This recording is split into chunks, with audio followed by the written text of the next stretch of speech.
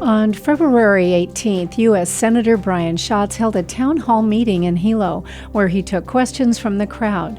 It was a chance for residents to voice their concern on issues important to them. Yeah, I'm wondering if you know what future plans for Pohakuloa training area are. Some came to ask the senator about the future of Pohakuloa training area. I've heard them talk about wanting to do tremendous expansion. They just found water up there, but also the Army is downsizing.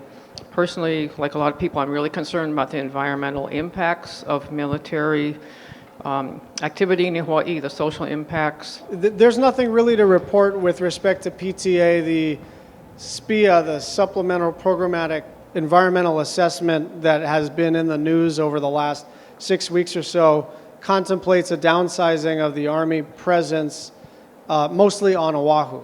And that is a sort of worst case scenario from, maybe not for you, but a worst case scenario from the standpoint of our fiscal constraints in terms of sequestration. PTA is kind of in a steady state right now, and my perspective from the Oahu perspective, given what happened in Makua Valley, is that I think PTA has to be done with tremendous sensitivity, but I think it does provide a great opportunity for the Big Island. One speaker wouldn't let the senator off the hook so easily. I think it would really take courage to examine the Pohakuloa issue. And I'm afraid it sounds like that courage is not coming from you. This is a very serious environmental issue for this island. And as you know, in Oahu, they've had a similar issue, and of course, have a whole island that is uninhabitable because of the military's misuse of the land here. This is a serious problem, Senator Schatz, and I hope that you'll reconsider your stand on it and look into.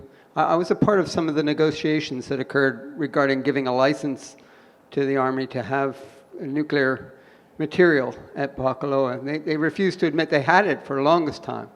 Now they admit they haven't and even applied for a license after the fact, which is outrageous. Our country shouldn't permit that. So I'd ask you to reconsider your stance. To me, it's shameful. I apologize for being so blunt, but it really is. The degree and extent that we're going to engage in military action, that we have to provide proper training, and PTA is part of that equation. I understand the concerns that you're articulating, but I really believe that that there are no shortcuts.